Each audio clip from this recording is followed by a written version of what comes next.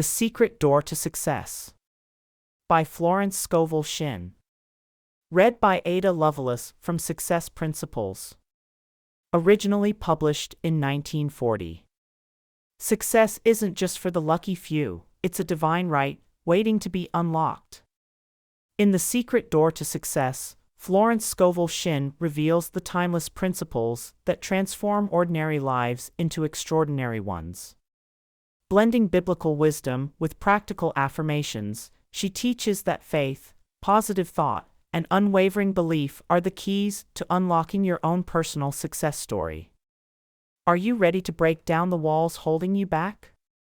To open doors to abundance, happiness, and purpose? Then this book is for you. Don't keep this secret to yourself. Like, share, and subscribe to spread these life-changing insights. Success isn't a mystery, it's a mindset. And your journey starts now. Chapter 1. The Secret Door to Success.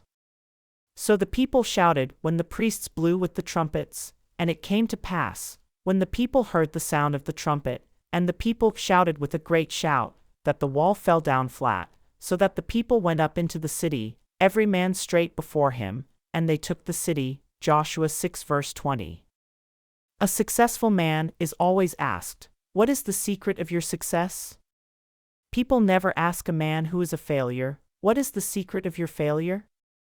It is quite easy to see, and they are not interested. People all want to know how to open the secret door to success. For each man there is success, but it seems to be behind a door or wall. In the Bible reading, we have heard the wonderful story of the falling of the walls of Jericho. Of course, all biblical stories have a metaphysical interpretation. We will talk now about your wall of Jericho, the wall separating you from success. Nearly everyone has built a wall around his own Jericho. This city you are not able to enter contains great treasures, your divinely designed success, your heart's desire. What kind of wall have you built around your Jericho? Often, it is a wall of resentment. Resenting someone, or resenting a situation, shuts off your good. If you are a failure and resent the success of someone else, you are keeping away your own success. I have given the following statement to neutralize envy and resentment. What God has done for others, He now does for me and more. A woman was filled with envy because a friend had received a gift. She made this statement, and an exact duplicate of the gift was given her, plus another present. It was when the children of Israel shouted that the walls of Jericho fell down. When you make an affirmation of truth, your wall of Jericho totters. I gave the following statement to a woman, the walls of lack and delay now crumble away, and I enter my promised land, under grace. She had a vivid picture of stepping over a fallen wall, and received the demonstration of her good, almost immediately. It is the word of realization which brings about a change in your affairs, for words and thoughts are a form of radioactivity. Taking an interest in your work, enjoying what you are doing opens the secret door of success. A number of years ago, I went to California to speak at the different centers, by way of the Panama Canal, and on the boat, I met a man named Jim Tully. For years, he had been a tramp. He called himself the king of the hobos. He was ambitious and picked up an education. He had a vivid imagination and commenced writing stories about his experiences. He dramatized tramp life, he enjoyed what he was doing, and became a very successful author. I remember one book called Outside Looking In. It was made into a motion picture. He is now famous and prosperous and lives in Hollywood. What opened the secret door to success for Jim Tully? Dramatizing his life, being interested in what he was doing, he made the most of being a tramp. On the boat, we all sat at the captain's table, which gave us a chance to talk. Mrs. Grace Stone was also a passenger on the boat. She had written The Bitter Tea of General Yen, and was going to Hollywood to have it made into a moving picture. She had lived in China and was inspired to write the book. That is the secret of success. To make what you are doing interesting to other people. Be interested in yourself, and others will find you interesting. A good disposition, a smile, often opens the secret door. The Chinese say, a man without a smiling face must not open a shop. The success of a smile was brought out in a French moving picture in which Chevalier took the lead. The picture was called With a Smile. One of the characters had become poor, dreary, and almost derelict. He said to Chevalier, "What good has my honesty done me?" Chevalier replied, "Even honesty won't help you without a smile." So, the man changes on the spot, cheers up, and becomes very successful. Living in the past, complaining of your misfortunes, builds a thick wall around your Jericho. Talking too much about your affairs, scattering your forces, brings you up against a high wall. I knew a man of brains and ability who was a complete failure. He lived with his mother and aunt, and I found that every night when he went home to dinner, he told them all that had taken place during the day at the office. He discussed his hopes, his fears, and his failures. I said to him, "You scatter your forces by talking about your affairs. Don't discuss your business with your family. Silence is golden." He took my lead. During dinner, he refused to talk about business. His mother and aunt were in despair. They loved to hear all about everything, but his silence proved golden. Not long after, he was given a position at $100 a week, and in a few years, he had a salary of $300 a week. Success is not a secret, it is a system. Many people are up against the wall of discouragement. Courage and endurance are part of the system. We read this in lives of all successful men and women. I had an amusing experience which brought this to my notice. I went to a moving picture theater to meet a friend. While waiting, I stood near a young boy selling programs. He called to people passing by a complete program of the picture, containing photographs of the actors and a sketch of their lives. Most people passed by without buying. To my great surprise, he suddenly turned to me and said, "Say, this ain't no racket for a guy with ambition." Then he gave a discourse on success. He said, "Most people give up just before something big is coming to them. A successful man never gives up." Of course I was interested and said, "I'll bring you a book the next time I come. It is called The Game of Life and How to Play It.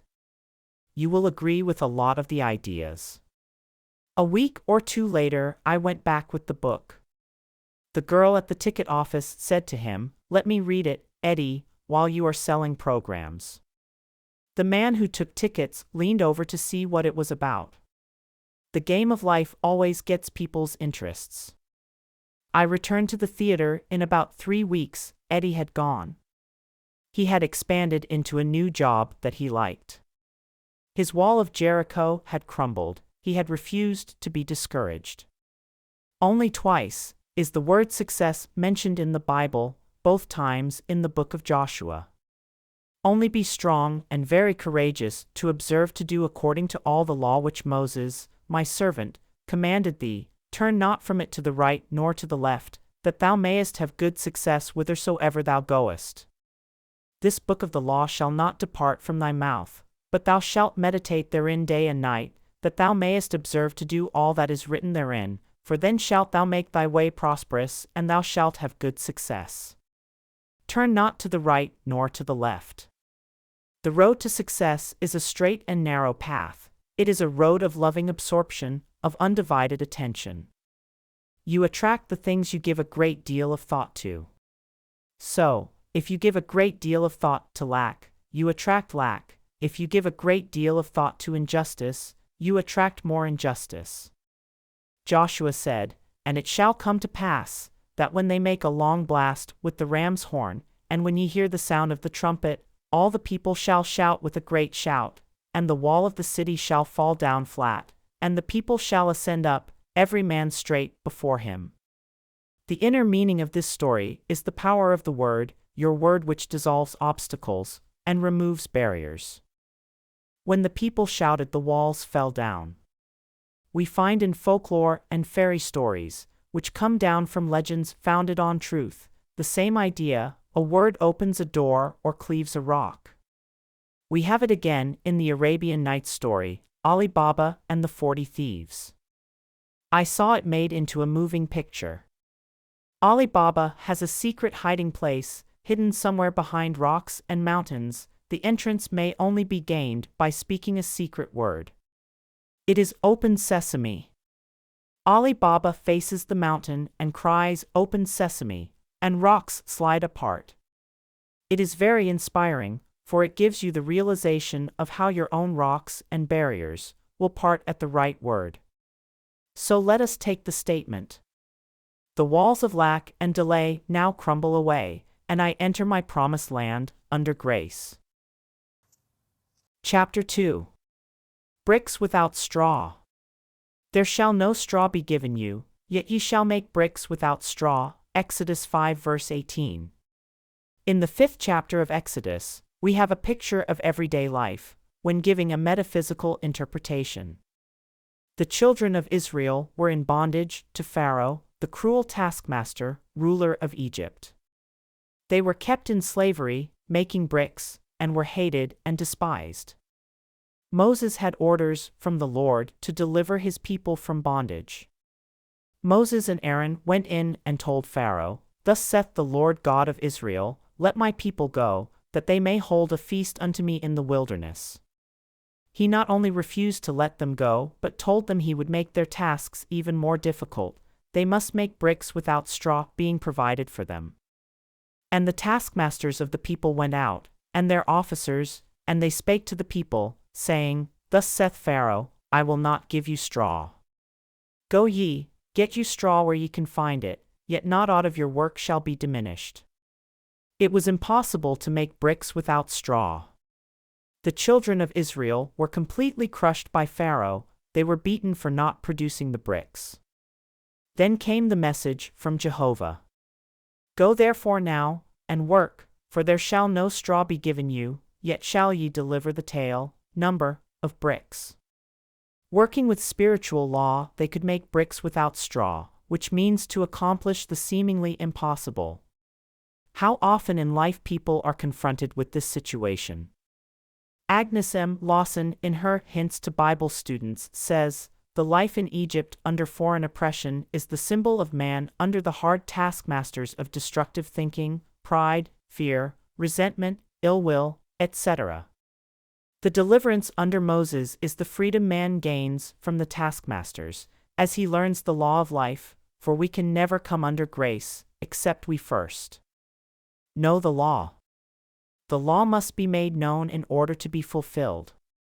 In the 111th Psalm we read in the final verse, "The fear of the Lord, law, is the beginning of wisdom, a good understanding have all they that do his commandments, his praise endureth forever." Now if we read the word Lord, law, it will give us the key to the statement.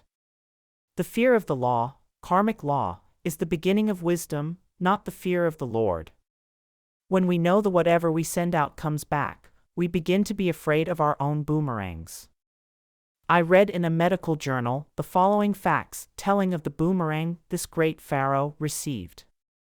It would appear that flesh is indeed heir to a long and ancient line of ills, when, as was revealed by Lord Monaghan at a lecture at Leeds, that the Pharaoh of the oppression suffered from hardening of the heart in a literal sense. Lord Monaghan showed some remarkable photographic slides of results of surgical operations 1,000 years before Christ, and among these was a slide of the actual anatomical remains of the Pharaoh of the oppression.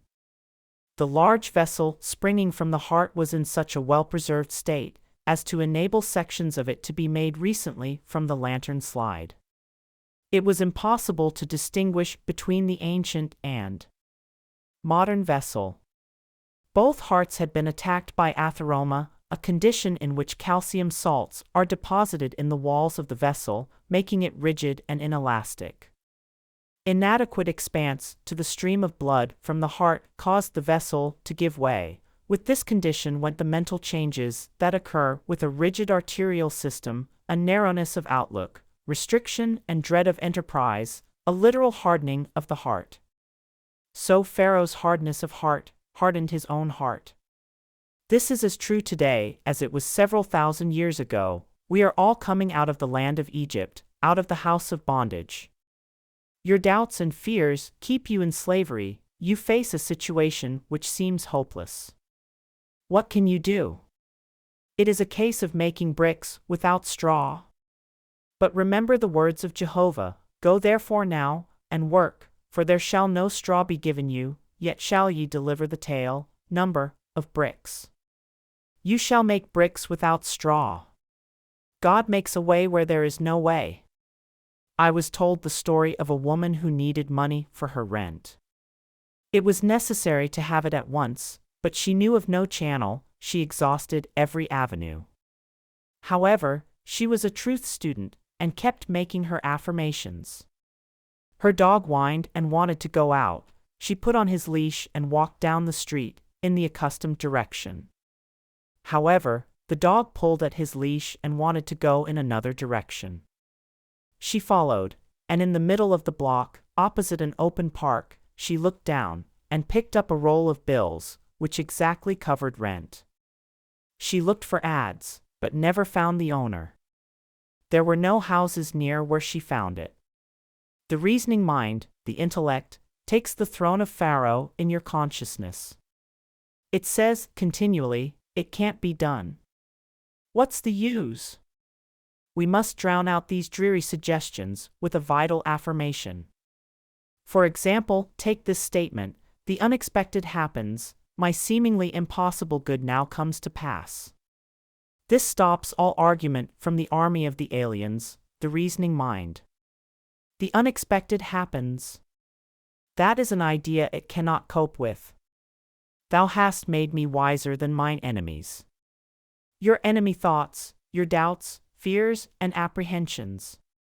Think of the joy of really being free forever from the Pharaoh of oppression. To have the idea of security, health, happiness, and abundance established in the subconscious. It would mean a life free from all limitations. It would be the kingdom which Jesus Christ spoke of, where all things are automatically added unto us. I say automatically added unto us, because all life is vibration, and when we vibrate to success, happiness, and abundance, the things which symbolize these states of consciousness will attach themselves to us. Feel rich and successful, and suddenly you receive a large check or a beautiful gift. I tell the story showing the working of this law. I went to a party where people played games, and whoever won received a gift. The prize was a beautiful fan. Among those present was a very rich woman who had everything. Her name was Clara. The poorer and resentful ones got together and whispered, "We hope Clara doesn't get the fan." Of course Clara won the fan. She was carefree and vibrating to abundance. Envy and resentment short-circuit your good and keep away your fans. If you should happen to be resentful and envious, take the statement, "What God has done for others, He now does for me and more." Then all the fans and things will come your way. No man gives to himself, but himself, and no man takes away from himself, but himself. The game of life is a game of solitaire. As you change, all conditions will change. Now to go back to Pharaoh the oppressor, no one loves an oppressor. I remember a friend I had many years ago, her name was Letty. Her father had plenty of money and supplied her mother and herself with food and clothes, but no luxuries. We went to art school together, and all the students would buy reproductions of The Winged Victory, Wister's Mother, or something to bring art into their homes. My friend's father called all these things plunder. He would say, "Don't bring home any plunder." So she lived a colorless life without a Winged Victory on her bureau or Whistler's Mother on the wall. He would say often to my friend and her mother, "When I die, you'll both be well off." One day someone said to Letty, "When are you going abroad?" All art students went abroad. She replied, cheerfully, "Not till Papa dies." So, people always look forward to being free from lack and oppression. Let us now free ourselves from the tyrants of negative thinking. We have been slaves to doubts, fears, and apprehension, and let us be delivered as Moses delivered the children of Israel and come out of the land of Egypt, out of the house of bondage. Find the thought which is your great oppressor, find the kingpin. In the logging camps in the spring, the logs are sent down the rivers in great numbers. Sometimes the logs become crossed and cause a jam. The men look for the log causing the jam, they call it the kingpin, straighten it, and the logs rush down the river again. Maybe your kingpin is resentment. Resentment holds back your good. The more you resent, the more you will have to resent. You grow a resentment track in your brain, and your expression will be one of habitual resentment. You will be avoided and miss the golden opportunities which await you each day. I remember a few years ago, the streets were filled with men selling apples. They got up early to get the good corners. I passed one several times on Park Avenue. He had the most disagreeable expression I have ever seen. As people passed, he said, "Apples. Apples," but no one stopped to buy. I invested in an apple and said, "You'll never sell apples unless you change your expression." He replied, "Well, that guy over there took my corner." I said, "Never mind about the corner, you can sell apples right here if you look pleasant." He said, "Okay, lady," and I went on. The next day I saw him, his whole expression had changed. He was doing a big business selling apples with a smile. So find your kingpin, you may have more than one, and your logs of success, happiness, and abundance will go rushing down your river. Go therefore now and work, for there shall no straw be given you, yet ye shall make bricks without straw. Chapter 3. And 5 of them were wise. And 5 of them were wise, and 5 were foolish. They that were foolish took their lamps and took no oil with them. Matt 25:2-3. My subject is the parable of the wise and foolish virgins. And 5 of them were wise, and 5 were foolish. They that were foolish took their lamps and took no oil with them. But the wise took oil in their vessels with their lamps. The parable teaches that true prayer means preparation. Jesus Christ said, "And all things, whatsoever ye shall ask in prayer, believing, ye shall receive." Matt 21:22. Therefore, I say unto you, what things soever ye desire, when ye pray, believe that ye receive them, and ye shall have them. Mark 11:24. In this parable, he shows that only those who have prepared for their good, thereby showing active faith, will bring the manifestation to pass. We might paraphrase the scriptures and say, "When ye pray, believe ye have it. When ye pray, act as if you have already received." Armchair faith or rocking chair faith will never move mountains. In the armchair, in the silence, or meditation, you are filled with the wonder of this truth, and feel that your faith will never waver. You know that the Lord is your shepherd, you shall never want. You feel that your God of plenty will wipe out all burdens of debt or limitations. Then you leave your armchair and step out into the arena of life. It is only what you do in the arena that counts. I will give you an illustration showing how the law works, for faith without action is dead. A man, one of my students, had a great desire to go abroad. He took the statement, "I give thanks for my divinely designed trip, divinely financed, under grace, in a perfect way." He had very little money, but knowing the law of preparation, he bought a trunk. It was a very gay and happy trunk with a big red band around its waist. Whenever he looked at it, it gave him a realization of a trip. One day he seemed to feel his room moving. He felt the motion of a ship. He went to the window to breathe the fresh air, and it smelt like the aroma of the docks. With his inner ear, he heard the shriek of a seagull and the creaking of the gangplank. The trunk had commenced to work. It had put him in the vibration of his trip. Soon after that, a large sum of money came to him, and he took the trip. He said afterwards that it was perfect in every detail. In the arena of life, we must keep ourselves tuned up to concert pitch. Are we acting from motives of fear or faith?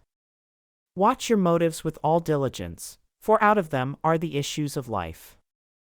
If your problem is a financial one, and it usually is, you must know how to wind yourself up financially and keep wound up by always acting your faith. The material attitude towards money is to trust in your salary, your income and investments, which can shrink overnight. The spiritual attitude toward money is to trust in God for your supply. To keep your possessions, always realize that they are God in manifestation. What Allah has given cannot be diminished, then if one door shuts, another door immediately opens. Never voice lack or limitation, for by your words you are condemned. You combine with what you notice, and if you are always noticing failure and hard times, you will combine with failure and hard times. You must form the habit of living in the fourth dimension, the world of the wondrous. It is the world where you do not judge by appearances. You have trained your inner eye to see through failure into success, to see through sickness into health, to see through limitation into plenty. I will give you the land which you thou seeth. The man who achieves success has the fixed idea of success. If it is founded on a rock of truth and rightness, it will stand. If not, it is built upon sand and washed into the sea, returning to its native nothingness. Only divine ideas can endure. Evil destroys itself, for it is a cross-current against universal order, and the way of the transgressor is hard. They that were foolish took their lamps and took no oil with them. But the wise took oil in their vessels with their lamps. The lamp symbolizes man's consciousness. The oil is what brings light or understanding. While the bridegroom tarried, they all slumbered and slept. And at midnight there was a cry made. Behold, the bridegroom cometh, go ye out to meet him. Then all those virgins arose and trimmed their lamps. And the foolish said unto the wise, Give us your oil, for our lamps are gone out. The foolish virgins were without wisdom or understanding, which is oil for the consciousness, and when they were confronted with a serious situation, they had no way of handling it. And when they said to the wise, Give us your oil, the wise answered, saying, Not so, lest there be not enough for us and you, but go ye rather to them that sell and buy for yourselves. That means that the foolish virgins could not receive more than was in their consciousness, or what they were vibrating to. The man received the trip because it was in his consciousness, as a reality. He believed that he had already received. As he prepared for the trip, he was taking oil for his lamps. With realization comes manifestation. The law of preparation works both ways. If you prepare for what you fear or don't want, you begin to attract it. David said, The thing I feared has come upon me. We hear people say, I must put away money in case of illness. They are deliberately preparing to be ill. Or, I'm saving for a rainy day. The rainy day is sure to come, at a most inconvenient time. The divine idea for every man is plenty. Your barns should be full, and your cup should flow over, but we must learn to ask aright. For example, take this statement, I call on the law of accumulation. My supply comes from God, and now pours in and piles up, under grace. This statement does not give any picture of stint or saving or sickness. It gives a fourth-dimensional feeling of abundance, leaving the channels to infinite intelligence. Every day you must make a choice. Will you be wise or foolish? Will you prepare for your good? Will you take the giant swing into faith? Or serve doubt and fear and bring no oil for your lamps? And while they went to buy, the bridegroom came, and they that were ready went in with him to the marriage, and the door was shut. Afterward came also the other virgins, saying, Lord, Lord, open to us. But he answered and said, Verily I say unto you, I know you not. You may feel that the foolish virgins paid very dearly for neglecting to bring oil for their lamps, but we are dealing with the law of karma, or the law of come back. It has been called the judgment day, which people usually associate with the end of the world. Your judgment day comes, they say, in sevens, 7 hours, 7 days, 7 weeks, 7 months, or 7 years. It might even come in 7 minutes. Then you pay some karmic debt, the price for having violated spiritual law. You failed to trust God, you took no oil for your lamps. Every day, examine your consciousness and see just what you are preparing for. You are fearful of lack and hang on to every cent, thereby attracting more lack. Use what you have with wisdom, and it opens the way for more to come to you. In my book, Your Word is Your Wand, I tell about the magic purse. In the Arabian Nights, they tell the story of a man who had a magic purse. As money went out, immediately money appeared in it again. So I made the statement, my supply comes from God, I have the magic purse of the Spirit. It can never be depleted. As money goes out, immediately money comes in. It is always crammed, jammed with abundance, under grace, in perfect ways. This brings a vivid picture to mind. You are drawing on the bank of the imagination. A woman who did not have much money was afraid to pay any bills and see her bank account dwindle. It came to her with great conviction, I have the magic purse of the Spirit. It can never be depleted. As money goes out, immediately, money comes in. She fearlessly paid her bills, and several large checks came to her that she did not expect. Watch and pray, lest ye enter into the temptation of preparing for something destructive instead of something constructive. I knew a woman who told me she always kept a long crepe veil handy in case of funerals. I said to her, you are a menace to your relatives, and are preparing to hurry them all off, so that you can wear the veil. She destroyed it. Another woman who had no money decided to send her 2 daughters to college. Her husband scorned the idea and said, who will pay their tuition? I have no money for it. She replied, I know some unforeseen good will come to us. She kept on preparing her daughters for college. Her husband laughed heartily and told all their friends that his wife was sending the girls to college on some unforeseen good. A rich relative suddenly sent her a large sum of money. Some unforeseen good did arrive, for she had shown active faith. I asked what she had said to her husband when the check arrived. She replied, oh, I never antagonize George by telling him I am in the right. So, prepare for your unforeseen good. Let every thought and every act express your unwavering faith. Every event in your life is a crystallized idea. Something you have invited through either fear or faith. Something you have prepared for.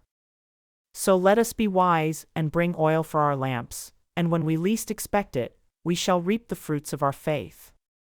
My lamps are now filled with the oil of faith and fulfillment. Chapter 4. What do you expect? According to your faith be it unto you, Matt 9:29. Faith is expectancy, according to your faith, be it unto you. We might say, according to your expectancies be it done unto you. So, what are you expecting? We hear people say, we expect the worst to happen, or the worst is yet to come. They are deliberately inviting the worst to come. We hear others say, I expect a change for the better. They are inviting better conditions into their lives. Change your expectancies and you change your conditions. How can you change your expectancies when you have formed the habit of expecting loss, lack, or failure? Begin to act as if you expected success, happiness, and abundance. Prepare for your good. Do something to show you expect it to come. Active faith alone will impress the subconscious. If you have spoken the word for a home, prepare for it immediately, as if you hadn't a moment to lose. Collect little ornaments, tablecloths, etc., etc. I knew a woman who made the giant swing into faith by buying a large armchair. A chair meant business. She bought a large and comfortable chair, for she was preparing for the right man. He came. Someone will say, suppose you haven't money to buy ornaments or a chair? Then look in shop windows and link with them in thought. Get in their vibration. I sometimes hear people say, I don't go into the shops because I can't afford to buy anything. That is just the reason why you should go into the shops. Begin to make friends with the things you desire or require. I know a woman who wanted a ring. She went boldly to the ring department and tried on rings. It gave her such a realization of ownership that not long after, a friend made her a gift of a ring. You combine with what you notice. Keep on noticing beautiful things, and you make an invisible contact. Sooner or later these things are drawn into your life, unless you say, poor me, too good to be true. My soul, wait thou only upon God, for my expectation is from Him. This is a most important statement from the 62nd Psalm. The soul is the subconscious mind, and the psalmist was telling his subconscious to expect everything directly from the universal, not to depend upon doors and channels. My expectations are from Him. God cannot fail, for His ways are ingenious, His methods are sure. You can expect any seemingly impossible good from God if you do not limit the channels. Do not say how you want it done, or how it can't be done. God is the giver and the gift and creates His own amazing channels. Take the following statement, I cannot be separated from God the giver, therefore, I cannot be separated from God the gift. The gift is God in action. Get the realization that every blessing is God in action and see God in every face and good in every situation. This makes you master of all conditions. A woman came to me saying that there was no heat in the radiators in their apartment and that her mother was suffering from the cold. She added, the landlord has declared that we can't have heat until a certain date. I replied, God is your landlord. She said, that's all I want to know, and rushed out. That evening the heat was turned on without asking. It was because she realized that the landlord was God in manifestation. This is a wonderful age, for people are becoming miracle-minded, it is in the air. Quoting from an article which I found in the New York Journal and American by John Anderson, it corroborates what I have just said. The title of the article is Theatergoers Make Hits of Metaphysical Plays. If, said the cynical manager, who shall be called Brock Pemberton, with a slight accent of sarcasm in his voice, the other night, on an intermission curbside talk, you fellows, meaning the critics, know so much about what the New York public wants, why don't you tell me what to produce? Why don't you tell me what sort of play the playgoers want to see? I would, I said, but you wouldn't believe it. You're hedging, he said, you don't know, and you're trying to cover up by pretending to know more than you're willing to say. You haven't any more idea than I have this minute what sort of plays generally succeed. I have, I said, there is one surefire success, one theme that works and has always worked, whether it is competing with boy meets girl, mysteries, historical tragedies, etc. No play on the theme has ever completely failed if it had no merit at all, and a lot of poor ones have been big hits. You're stalling again, said Mr. Pemberton, what sort of plays are they? Metaphysical, I said, fouling slightly with a big word and waiting quietly for the effect. Metaphysical, said Mr. Pemberton, you mean metaphysical? I paused a moment, and since Mr. Pemberton said nothing, went right on spouting such titles as The Green Pastures, The Star Wagon, Father Malachi's Miracle, etc. Some of these, I added, reached the public over the heads of the critics. But Mr. Pemberton had departed to ask, probably, in every theater in town, is there a metaphysician in the house? People are beginning to realize the power of their words and thoughts. They understand why faith is the substance of the thing hoped for, the evidence of things not seen. We see the law of expectancy working out through superstition. If you walk under a ladder and expect it to give you bad luck, it will give you bad luck. The ladder is quite innocent. Bad luck came because you expected it. We might say, expectancy is the substance of the things hoped for, or expectancy is the substance of the thing. Man fears. The thing I expected has come upon me. Nothing is too good to be true, nothing is too wonderful to happen, nothing is too good to last, when you look to God for your good. Now think of the blessings which seem so far off, and begin to expect them now, under grace, in an unexpected way, for God works in unexpected ways, His wonders to perform. I was told that there are 3,000 promises in the Bible. Let us now expect all these blessings to come to pass. Among them we are promised riches and honor, eternal youth, your flesh shall become as a little child's, and eternal life, death itself shall be overcome. Christianity is founded upon the forgiveness of sins and an empty tomb. We now know that all these things are scientifically possible. As we call on the law of forgiveness, we become free from mistakes and the consequences of mistakes. Though your sins be as scarlet, ye shall be washed whiter than wool. Then our bodies will be bathed in light, and express the body electric, which is incorruptible and indestructible, pure substance, expressing perfection. I expect the unexpected, my glorious good now comes to pass. Chapter 5. The Long Arm of God. The eternal God is thy refuge, and underneath are the everlasting arms. Deuteronomy 33 verse 27. In the Bible, the arm of God always symbolizes protection. The writers of the Bible knew the power of a symbol. It brings a picture which impresses the subconscious mind. They used the symbols of the rock, sheep, shepherds, vineyard, lamp, and hundreds of others. It would be interesting to know how many symbols are used in the Bible. The arm also symbolizes strength. The eternal God is thy refuge, and underneath are the everlasting arms, and he shall thrust out the enemy from before thee, and shall say, destroy them. Who is the enemy before thee? The negative thought forms which you have built up in your subconscious mind. A man's enemies are only those of his own household. The everlasting arms thrust out these enemy thoughts and destroy them. Have you ever felt the relief of getting out some negative thought form? Perhaps you have built up a thought form of resentment, until you are always boiling with anger about something.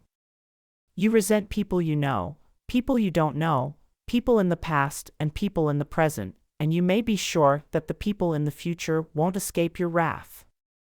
All the organs of the body are affected by resentment, for when you resent, you resent with every organ of the body. You pay the penalty with rheumatism, arthritis, neuritis, etc., for acid thoughts produce acid in the blood. All this trouble comes because you are fighting the battle, not leaving it to the long arm of God. I have given the following statement to many of my students. The long arm of God reaches out over people and conditions, controlling this situation and protecting my interests. This brings a picture of a long arm symbolizing strength and protection. With the realization of the power of the long arm of God, you would no longer resist or resent. You would relax and let go. The enemy thoughts within you would be destroyed, therefore, the adverse conditions would disappear. Spiritual development means the ability to stand still or stand aside, and let infinite intelligence lift your burdens and fight your battles. When the burden of resentment is lifted, you experience a sense of relief. You have a kindly feeling for everyone, and all the organs of your body begin to function properly. A clipping quoting Albert Edward Day. D.D. reads, that loving our enemies is good for our spiritual health is widely known and accepted. But that negation and poisonous emotions destroy physical health is a relatively new discovery. The problem of health is often an emotional one. Wrong emotions entertained and repeated are potent causes of illness. When the preacher talks about loving your enemies, the man on the street is apt to dismiss the idea as unendurable and pious. But the fact is, the preacher is telling you something which is one of the first laws of hygiene, as well as ethics. No man even for his body's sake can afford to indulge in hatred. It is like repeated doses of poison. When you are urged to get rid of fear, you are not listening to a moonstruck idealist, rather you are hearing counsel that is as significant for health as advice about diet. We hear so much about a balanced diet, but without a balanced mind you can't digest what you eat, calories or no calories. Non-resistance is an art. When acquired, the world is yours. So many people are trying to force situations. You're lasting. Good will never come through forcing personal will. Flee from the things which flee from thee, seek nothing, fortune seeketh thee. Behold his shadow on the floor. Behold him standing at the door. I do not know the author of these lines. Lovelock, the celebrated English athlete, was asked how to attain his speed and endurance in running. He replied, "Learn to relax. Let us attain this rest in action." He was most relaxed when running the fastest. Your big opportunity and big success usually slide in when you least expect it. You have to let go long enough for the great law of attraction to operate. You never saw a worried and anxious magnet. It stands up straight and hasn't a care in the world, because it knows needles can't help jumping to it. The things we rightly desire come to pass when we have taken the clutch off. I say in my correspondence course, do not let your heart's desire become your heart's disease. You are completely demagnetized when you desire something too intensely. You worry, fear, and agonize. There is an occult law of indifference. None of these things move me. Your ships come in over a don't care sea. Many people in truth antagonize friends, because they are too anxious for them to read the books and go to the lectures. They meet opposition. A friend took my book, The Game of Life and How to Play It, to her brother's house to read. The young men of the family refused to read it. No, nut stuff for them. One of these young men drives a taxi cab. One night he drove a taxi which belonged to another man. In going over the car he found a book stuffed away somewhere. It was The Game of Life and How to Play It. The next day he said to his aunt, "I found Mrs. Shinn's book in the taxi last night. I read it and it's great. There's a lot of good reading in it. Why doesn't she write another book? God works in roundabout ways, his wonders to perform. I meet unhappy people and a few grateful and contented people." A man said to me one day, "I have a great deal to be thankful for. I have good health, enough money, and I'm still single." The 89th Psalm is very interesting, for we find that two individuals take part, the man who sings the psalm, for all psalms are songs or poems, and Lord God of hosts answers him. It is a song of praise and thanksgiving, extolling the strong arm of God. I will sing of the mercies of the Lord forever. O Lord God of hosts, who is a strong Lord like unto thee? Thou hast a mighty arm, strong is thy hand, and high is thy right hand. Then the Lord of hosts replies, "With whom my hand shall be established, mine arm also shall strengthen him. My mercy will I keep for him forevermore, and my covenant shall stand fast with him. We only hear the words forevermore in the Bible and in fairy tales. In the absolute, man is outside of time and space. His good is from everlasting to everlasting. The fairy tales came down from the old Persian legends, which were founded upon truth. Aladdin and his wonderful lamp is the outpicturing of the word. Aladdin rubbed the lamp and all his desires came to pass. Your word is your lamp. Words and thoughts are a form of radioactivity and do not return void. A scientist has said that words are clothed in light. You are continually reaping the fruits of your words. A friend in one of my meetings said that she had brought a man to my class who had been out of work for a year or more. I gave the statement, "Now is the appointed time. Today is the day of my amazing good fortune." It clicked in his consciousness. Soon after, he was given a position which paid him $9,000 a year. A woman told me that when I blessed the offering, I said that each offering would return 1,000-fold. She had put $1 in the collection. She said with great realization, that dollar is blessed and returns $1,000. She received $1,000 a short time afterwards, in a most unexpected way. Why do some people demonstrate this truth so much more quickly than others? It is because they have the ears that hear. Jesus Christ tells the parable of the man who sowed the seed and it fell upon good ground. The seed is the word. I say, listen for the statement that clicks, the statement that gives your realization. That statement will bear fruit.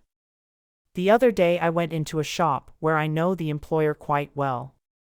I had given one of his employees an affirmation card. I said to him, jokingly, I wouldn't waste an affirmation card on you. You wouldn't use it. He replied, oh sure, give me one. I'll use it. The following week I gave him a card. Before I left, he rushed up to me excitedly and said, I made the statement and 2 new customers walked in. It was, now is the appointed time, today is the day of my amazing good fortune. It had clicked. So many people use their words in exaggerated and reckless statements. I find a great deal of material for my talks in the beauty parlor. A young girl wanted a magazine to read. She called to the operator, give me something terribly new and frightfully exciting. All she wanted was the latest moving picture magazine. You hear people say, I wish something terribly exciting would happen. They are inviting some unhappy, but exciting, experience into their lives. Then they wonder why it happened to them. There should be a chair of metaphysics in all colleges. Metaphysics is the wisdom of the ages. It is the ancient wisdom taught all through the centuries in India and Egypt and Greece. Hermes Trismegistus was a great teacher of Egypt. His teachings were closely guarded and have come down to us over 10 centuries. He lived in Egypt in the days when the present race of men was in its infancy. But if you read the Kybalion carefully, you find that he taught just what we are teaching today. He said that all mental states were accompanied by vibrations. You combine with what you vibrate to, so let us all now vibrate to success, happiness, and abundance. Now is the appointed time. Today is the day of my amazing good fortune. Chapter 6. The Fork in the Road. Choose you this day whom ye will serve. Josh, 2400 hours 15. Every day there is a necessity of choice, a fork in the road. Shall I do this, or shall I do that? Shall I go, or shall I stay? Many people do not know what to do. They rush about letting other people make decisions for them, then regret having taken their advice. There are others who carefully reason things out. They weigh and measure the situation like dealing in groceries and are surprised when they fail to obtain their goal. There are still other people who follow the magic path of intuition and find themselves in their promised land in the twinkling of an eye. Intuition is a spiritual faculty high above the reasoning mind, but on the path is all that you desire or require. In my book, The Game of Life and How to Play It, I give many examples of success attained through using this marvelous faculty. I say also that prayer is telephoning to God and intuition is God telephoning to you. Correspondence Course. So, choose ye this day to follow the magic path of intuition. In my question and answer classes, I tell you how to cultivate intuition. In most people it is a faculty which has remained dormant. So we say, awake thou that sleepeth. Wake up to your leads and hunches. Wake up to the divinity within. Claude Bragdon said, to live intuitively is to live fourth-dimensionally. Now it is necessary for you to make a decision. You face a fork in the road. Ask for a definite, unmistakable lead, and you will receive it. We find many events to interpret metaphysically in the book of Joshua. After the death of Moses, the divine command came to Joshua, now therefore, arise, go over the Jordan, thou and all thy people, unto the land which I do give to them. Every place the sole of your feet shall tread upon, to you have I given it. The feet are the symbol of understanding, so it means metaphysically all that we understand stands under us in consciousness, and what is rooted there can never be taken from us. 4. The Bible goes on to say, there shall not any man be able to stand before thee all the days of thy life. I will not fail thee, nor forsake thee. Only be thou strong and very courageous, that thou mayest observe to do according to all the law, which Moses my servant commanded thee, turn not from it to the right hand or to the left, that thou mayest prosper whithersoever thou goest. So we find we have success through being strong and very courageous in following spiritual law. We are back again to the fork in the road, the necessity of choice.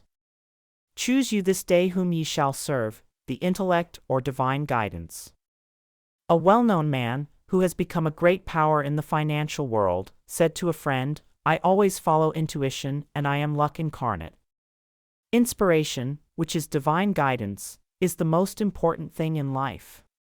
People come to truth meetings for inspiration. I find the right word will start divine activity operating in their affairs. A woman came to me with a complication of affairs. I said to her, let God juggle the situation. It clicked. She took the affirmation, I now let God juggle this situation. Almost immediately, she rented a house, which had been vacant for a long time. Let God juggle every situation, for when you try to juggle the situation, you drop all the balls. In my question and answer classes, I would be asked, how do you let God juggle a situation, and what do you mean when you say I should not juggle it? You juggle with the intellect. The intellect would say, times are hard, no activity in real estate. Don't expect anything until the fall of 1958. With spiritual law, there is only the now. Before you call, you are answered, for time and space are but a dream, and your blessing is there waiting for you to release it by faith and the word. Choose you this day whom ye will serve, fear or faith. In every act prompted by fear lies the germ of its own defeat. It takes much strength and courage to trust God. We often trust Him in little things, but when it comes to a big situation, we feel we had better attend to it ourselves. Then comes defeat and failure.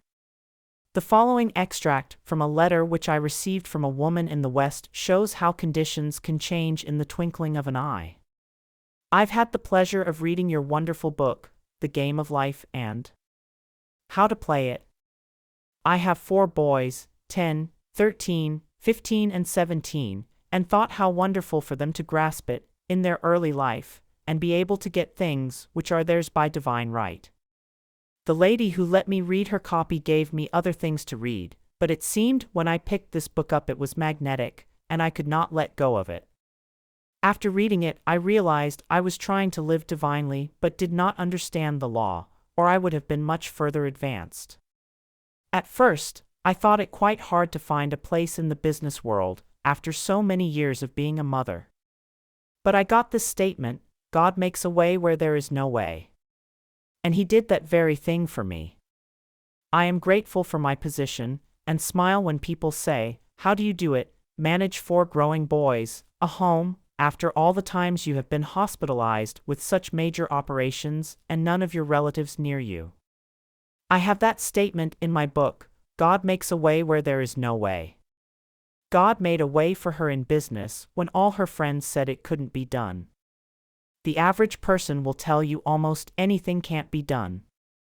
I had an example of this the other day. In a shop, I found a delightful little silver drippolator which would make just 1 cup of anything. I showed it to some of friends with enthusiasm, thinking it so very cute, and one said, "It will never work." The other said, "If it belonged to me, I'd throw it away." I stood up for the little drippolator and said I knew it would work, which it did. My friends were simply typical of the average person who says, "It can't be done." All big ideas meet with opposition. Do not let other people rock your boat. Follow the path of wisdom and understanding, and turn not from it to the right hand or to the left, that thou mayest prosper whithersoever thou goest. In the 13th verse of the 24th chapter of Joshua, we read a remarkable statement: "And I have given you a land for which ye did not labor, and cities which ye built not, and ye dwell in them, of the vineyards and olive yards which ye planted not, do ye eat." This shows that man cannot earn anything, his blessings come as gifts. Gifts lest any man shall boast. With the realization of wealth, we receive the gift of wealth. With the realization of success, we receive the gift of success, for success and abundance are states of mind. For it is the Lord our God, He it is, that brought us up, and our fathers out of the land of Egypt, out of the house of bondage. The land of Egypt stands for darkness, the house of bondage, where man is a slave to his doubts and fears and beliefs. In lack and limitation, the result of having followed the wrong fork in the road. Misfortune is due to failure to stick to the things which Spirit has revealed through intuition. All big things have been accomplished by men who stuck to their big ideas. Henry Ford was past middle age when the idea of the Ford car came to him. He had great difficulty in raising the money. His friends thought it was a crazy idea. His father said to him, tearfully, "Henry, why do you give up a good $25 a week job in order to chase a crazy idea?" But no one could rock Henry Ford's boat. So in order to come out of the land of Egypt, out of the land of bondage, we must make the right decisions. Follow the right fork in the road. Only be thou strong and very courageous, that thou mayest observe to do according to the law, which Moses my servant commanded thee. Turn not from it to the right hand nor to the left, that thou mayest prosper whithersoever thou goest. So, as we reach the fork in the road today, let us fearlessly follow the voice of intuition. The Bible calls it the still small voice. There came a voice behind me, saying, "This is the way, walk ye in it." On this path is the good, already prepared for you. You will find the land for which ye did not labor, and cities which ye built not, and ye dwell in them, of the vineyards and olive yards which ye planted not, do ye eat. I am divinely led, I follow the right fork in the road. God makes a way where there is no way. Chapter 7. Crossing your Red Sea. Speak unto the children of Israel that they go forward. Exodus 14 verse 15. One of the most dramatic stories in the Bible is the episode of the children of Israel crossing the Red Sea. Moses was leading them out of the land of Egypt, where they were kept in bondage and slavery. They were being pursued by the Egyptians. The children of Israel, like most people, did not enjoy trusting God. They did a lot of murmuring. They said to Moses, "Is not this the word that we did tell thee in Egypt, saying, Let us alone, that we may serve the Egyptians?" for it had been better for us to serve the Egyptians, than that we should die in the wilderness. And Moses said unto the people, Fear ye not, stand still, and see the salvation of the Lord, which he will show to you today, for the Egyptians whom ye have seen today, ye shall see them again no more forever. The Lord shall fight for you, and ye shall hold your peace. We might say that Moses pounded faith into the children of Israel. They preferred being slaves to their old doubts and fears, for Egypt stands for darkness, than to take the giant swing into faith, and pass through the wilderness to their promised land. There is, indeed, a wilderness to pass through before your promised land is reached. The old doubts and fears encamp round about you, but there is always someone to tell you to go forward. There is always a Moses on your pathway. Sometimes it is a friend, sometimes intuition. And the Lord said to Moses, Wherefore criest thou unto me? Speak unto the children of Israel, that they go forward. But lift thou up thy rod, and stretch out thine hand over the sea, and divide it, and the children of Israel shall go on dry ground through the midst of the sea. And Moses stretched out his hand over the sea, and the Lord caused the sea to go back by a strong east wind all that night, and made the sea dry land, and the waters were divided. And the children of Israel went into the midst of the sea upon the dry ground, and the waters were a wall unto them on their right hand, and on their left. And the Egyptians pursued and went in after them to the midst of the sea, even all Pharaoh's horses, his chariots, and his horsemen. And the Lord said unto Moses, Stretch out thine hand over the sea, that the waters may come again upon the Egyptians, upon their chariots, and upon their horsemen. And Moses stretched forth his hand over the sea, and the sea returned, and the Egyptians fled against it, and the Lord overthrew the Egyptians in the midst of the sea. And the waters returned, and covered the chariots, and the horsemen, and all the hosts of Pharaoh that came into the sea after them. There remained not so much as one of them. Now remember, the Bible is talking about the individual. It is talking about your wilderness, your Red Sea, and your promised land. Each one of you has a promised land, a heart's desire, but you have been so enslaved by the Egyptians, your negative thoughts, it seems very far away, and too good to be true. You consider trusting God a very risky proposition. The wilderness might prove worse than the Egyptians. And how do you know your promised land really exists? The reasoning mind will always back up the Egyptians. But sooner or later, something says, Go forward. It is usually circumstances, you are driven to it. I give the example of a student. She is a very marvelous pianist and had great success abroad. She came back with a book full of press clippings, and a happy heart. A relative took an interest in her and said she would back her financially for a concert tour. They chose a manager who took charge of the expenses and attended to her bookings. After a concert or two, there were no more funds. The manager had taken them. My friend was left stranded, desolate, and disappointed. This was about the time that she came to me. She hated the man, and it was making her ill. She had very little money and could afford only a cheerless room where her hands were often too cold to practice. She was indeed in bondage to the Egyptians' hate, resentment, lack, and limitation. Someone brought her to one of my meetings, and she spoke to me and told her story. I said, In the first place, you must stop hating that man. When you are able to forgive him, your success will come back to you. You are taking your initiation in forgiveness. It seemed a pretty big order, but she tried and came regularly to all my meetings. In the meantime, the relative had started a suit to recover the money. Time went on and it never came to court. My friend had a call to go to California. She was no longer disturbed by the situation and had forgiven the man. Suddenly, after about 4 years, she was notified that the case had come to court. She called me upon her arrival in New York and asked me to speak the word for rightness and justice. They went at the time appointed, and it was all settled out of court, the man restoring the money by monthly payments. She came to me overflowing with joy, for she said, I hadn't the least resentment toward the man. He was amazed when I greeted him cordially.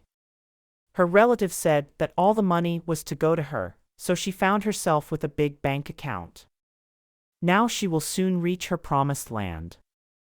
She came out of the house of bondage, of hate and resentment, and crossed her Red Sea. Her goodwill toward the man caused the waters to part, and she crossed over on dry land. Dry land symbolizes something substantial under your feet, the feet symbolizing understanding. Moses stands out as one of the greatest figures in biblical history. It came to Moses to move from Egypt with his nation.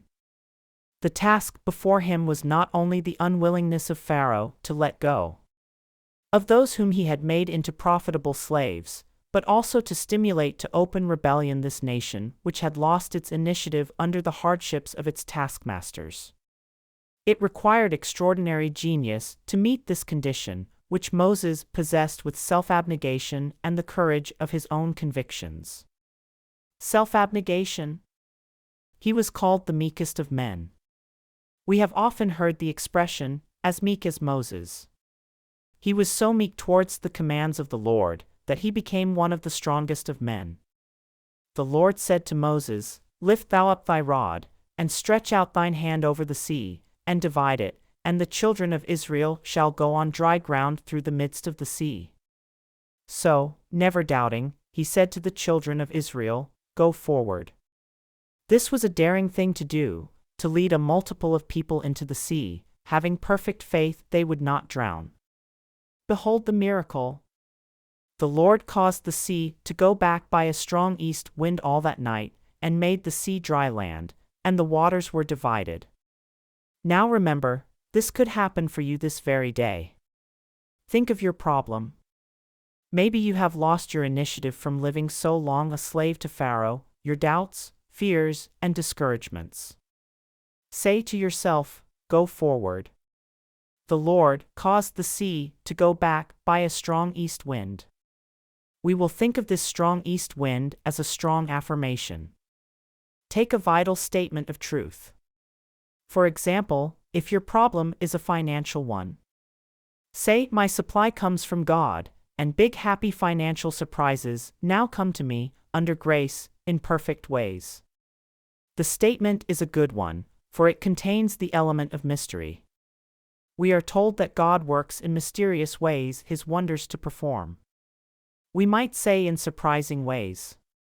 Now that you have made your statement for supply, you have caused the east wind to blow. So walk up to your Red Sea of lack or limitation. The way to walk up to your Red Sea is to do something to show your fearlessness. I will tell the story of a student who had an invitation to visit friends at a very fashionable summer resort. She had been living in the country for a long time, grown heavier, and nothing fitted her but her Girl Scout suit. Suddenly, she received the invitation. It meant evening clothes, slippers, and accessories, none of which she had, and no money to buy them. She came to me. I said, What is your hunch? She replied, I feel very fearless. I have the hunch to go anyway. So she squeezed herself into something to travel in and went. When she arrived at her friend's house, she was greeted warmly, but her hostess said, with some embarrassment, Maybe what I've done will hurt you, but there are some evening clothes and slippers I never wear, which I have put in your room. Won't you make use of them? My friend assured her she would be delighted, and everything fitted perfectly. She had, indeed, walked up to her Red Sea and passed over on dry land. The waters of my Red Sea part, and I pass over on dry land. I now go forward into my promised land. Chapter 8. The Watchman at the Gate. Also I set watchmen over you, saying, Hearken to the sound of the trumpet. Jeremiah 6 verse 17. We must all have a watchman at the gate of our thoughts. The watchman at the gate is the superconscious mind. We have the power to choose our thoughts. Since we have lived in the race thought for thousands of years, it seems almost impossible to control them. They rush through our minds like stampeding cattle or sheep.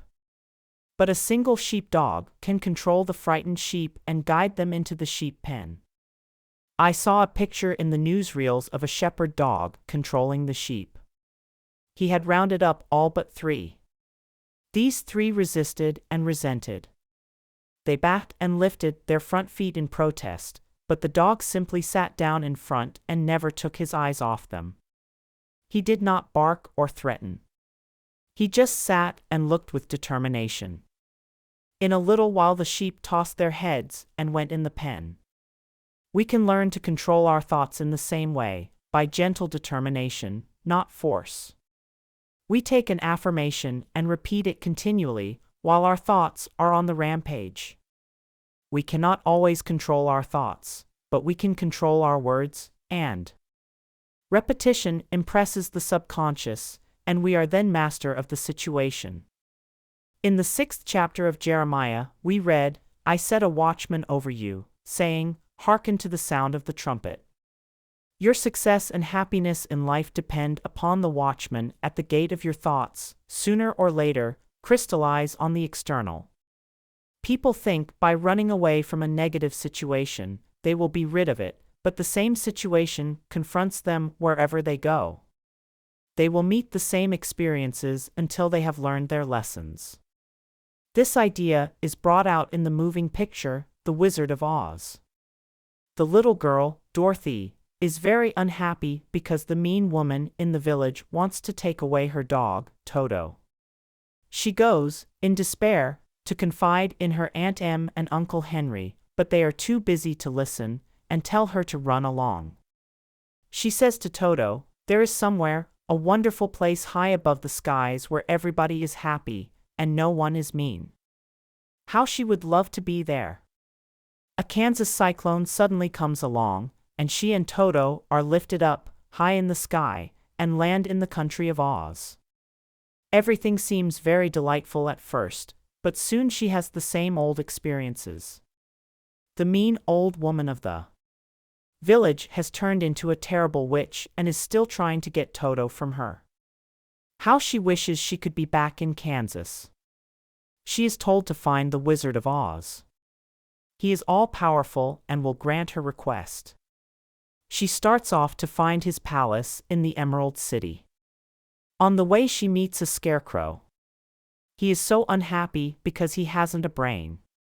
She meets a man made of tin, who is so unhappy because he hasn't a heart. Then she meets a lion who is so unhappy because he has no courage.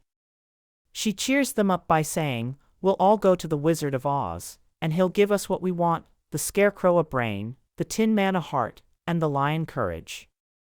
They encounter terrible experiences, for the bad witch is determined to capture Dorothy and take away Toto and the ruby slippers which protect her. At last they reach the Emerald Palace of the Wizard of Oz. They ask for an audience, but are told no one has ever seen the Wizard of Oz, who lives mysteriously in the palace. But through the influence of the Good Witch of the North, they enter the palace.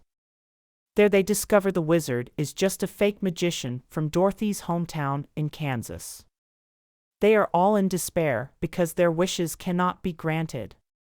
But then the Good Witch shows them that their wishes are already granted. The Scarecrow has developed a brain by having to decide what to do in the experiences he has encountered. The Tin Man finds he has a heart because he loves Dorothy, and the lion has become courageous because he had to show courage in his many adventures. The Good Witch from the North says to Dorothy, "What have you learned from your experiences?" And Dorothy replies, "I have learned that my heart's desire is in my own home and in my own front yard." So the Good Witch waves her wand, and Dorothy is at home again.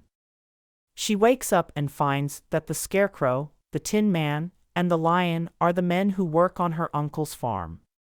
They are so glad to have her back. This story teaches that if you run away, your problems will run after you. Be undisturbed by a situation, and it will fall away of its own weight. There is an occult law of indifference. None of these things move me. None of these things disturb me, we might say in modern language. When you can no longer be disturbed, all disturbance will disappear from the external. When your eyes have seen your teachers disappear. I set watchmen over you, saying, hearken to the sound of the trumpet. A trumpet is a musical instrument, used in olden times, to draw people's attention to something, to victory, to order. You will form the habit of giving attention to every thought and word, when you realize their importance. The imagination, the scissors of the mind, is constantly cutting out the events to come into your life. Many people are cutting out fear pictures, seeing things which are not divinely planned. With the single eye, man sees only the truth. He sees through evil, knowing that out of it comes good. He transmutes injustice into justice and disarms his seeming enemy by sending goodwill. We read in mythology of the Cyclops, a race of giants, said to have inhabited Sicily. These giants had only one eye in the middle of the forehead. The seat of the imaging faculty is situated in the forehead, between the eyes. So these fabled giants came from this idea. You are indeed a giant when you have a single eye. Then every thought will be a constructive thought, and every word a word of power. Let the third eye be the watchman at the gate. If therefore thine eye be single, thy whole body is full of light. With the single eye your body will be transformed into your spiritual body, the body electric, made in God's likeness and image, imagination. By seeing clearly the perfect plan, we could redeem the world, with our inner eye seeing a world of peace and plenty and goodwill. Judge not by appearances, judge righteous judgment. Nation shall not lift up sword against nation, neither shall they learn war any more. The occult law of indifference means that you are undisturbed by adverse appearances. You hold steadily to the constructive thought, which wins out. Spiritual law transcends the law of karma. This is the attitude of mind which must be held by the healer or practitioner towards his patient. Indifferent to appearances of lack, loss, or sickness, he brings about the change in mind, body, and affairs. Let me quote from the 31st chapter, Jeremiah. The keynote is one of rejoicing. It gives a picture of the individual freed from negative thinking. For there shall be a day that the watchman upon the Mount Ephraim shall cry, Arise ye, and let us go up to Zion unto the Lord our God. The watchman at the gate neither slumbers nor sleeps.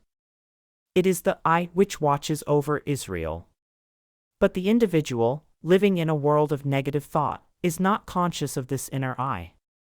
He may occasionally have flashes of intuition or illumination, then falls back into a world of chaos. It takes determination and eternal vigilance to check up on words and thoughts. Thoughts of fear, failure, resentment, and ill will must be dissolved and dissipated. Take the statement, every plant my Father in heaven has not planted shall be rooted up. This gives you a vivid picture of rooting up weeds in a garden. They are thrown aside and dry up because they are without soil to nourish them. But the individual, living in a world of negative thought, is not conscious of this inner eye. You nourish negative thoughts by giving them your attention. Use the occult law of indifference and refuse to be interested. Soon you will starve out the army of all aliens. Divine ideas will crowd your consciousness, false ideas fade away, and you will desire only that which God desires through you. The Chinese have a proverb, the philosopher leaves the cut of his coat to the tailor. But the individual, living in a world of negative thought, is not conscious of this inner eye. So leave the plan of your life to the divine designer, and you will find all conditions permanently perfect. The ground I am on is holy ground. I now expand rapidly into the divine plan of my life, where all conditions are permanently perfect. Chapter 9. The Way of Abundance. Then shalt thou lay up gold as dust. Job 22 verse 24. The way of abundance is a one-way street. As the old saying is, there are no two ways about it. You are either heading for lack or heading for abundance. The man with a rich consciousness and the man with a poor consciousness are not walking on the same mental street. There is a lavish supply, divinely planned for each individual. The rich man is tapping it, for rich thoughts produce rich surroundings. Change your thoughts, and in the twinkling of an eye, all your conditions change. Your world is a world of crystallized ideas, crystallized words. Sooner or later, you reap the fruits of your words and thoughts. Words are bodies or forces which move spirally and return in due season to cross the lives of their creators. People who are always talking lack and limitation reap lack and limitation. You cannot enter the kingdom of abundance bemoaning your lot. I know a woman who had always been limited in her ideas of prosperity. She was continually making her old clothes do, instead of buying new clothes. She was very careful of what money she had and was always advising her husband not to spend so much. She said repeatedly, "I don't want anything I can't afford." She couldn't afford much, so she didn't have much. Suddenly her whole world cracked up. Her husband left her, weary of her nagging and limited thoughts. She was in despair when one day she came across a book on metaphysics. It explained the power of thought and words. She realized that she had invited every unhappy experience by wrong thinking. She laughed heartily at her mistakes and decided to profit from them. She was determined to prove the law of abundance. She used what money she had, fearlessly, to show her faith in her invisible supply. She relied upon God as the source of her prosperity. She no longer voiced lack and limitation. She kept herself feeling and looking prosperous. Her old friends scarcely recognized her. She had swung into the way of abundance. More money came to her than she had ever had before. Unheard of doors opened, amazing channels were freed. She became very successful in a work she had had no training for. She found herself on miracle ground. What had happened? She had changed the quality of her words and thoughts. She had taken God into her confidence, and into all her affairs. She had many 11th-hour demonstrations, but her supply always came, for she dug her ditches and gave thanks without wavering. Someone called me up recently and said, "I am looking desperately for a position." I replied, "Don't look desperately for it, look for it with praise and thanksgiving, for Jesus Christ, the greatest of metaphysicians, said to pray with praise and thanksgiving." Praise and thanksgiving open the gates, for expectancy always wins.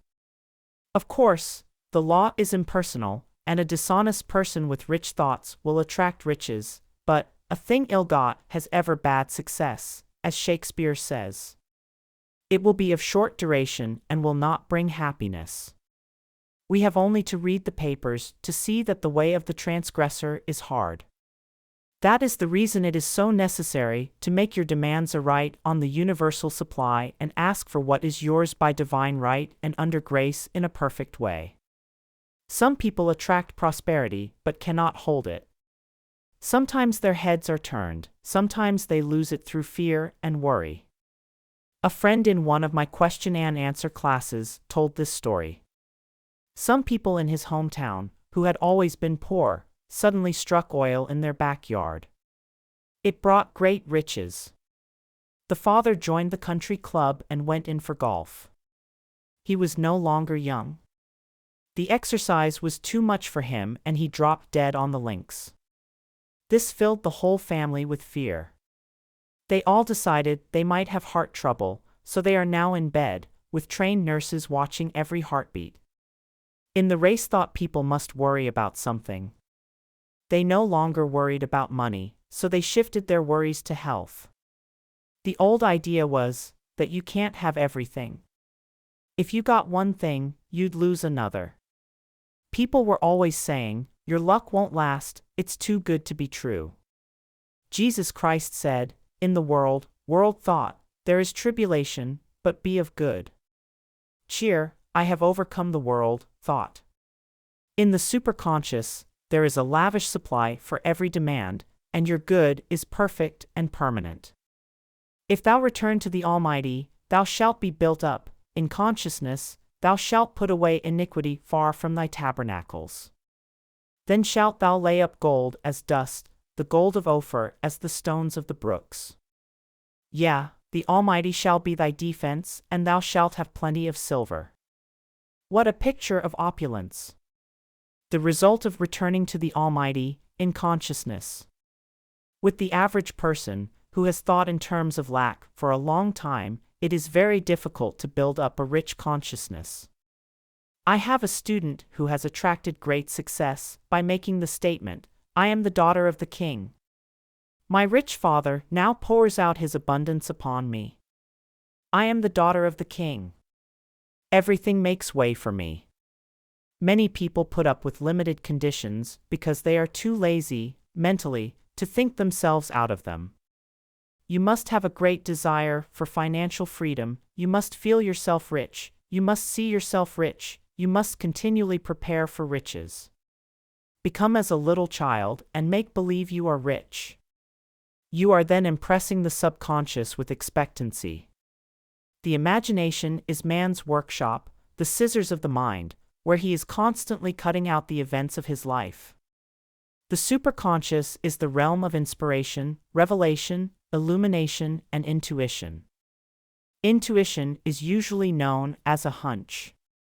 I do not apologize for the word hunch anymore. It is now in Webster's latest dictionary. I had a hunch to look up hunch, and there it was. The superconscious is the realm of perfect ideas. The great genius captures his thoughts from the superconscious. Without the vision, imagination, my people perish. When people have lost the power to image their good, they perish or go under. It is interesting to compare the translation of the French and English Bibles. In the 21st verse of the 22nd chapter of Job we read, "Acquaint now thyself with him, and be at peace, thereby good shall come unto thee." In the French Bible we read, "Attach thyself to God, and you will have peace. Thou shalt thus enjoy happiness."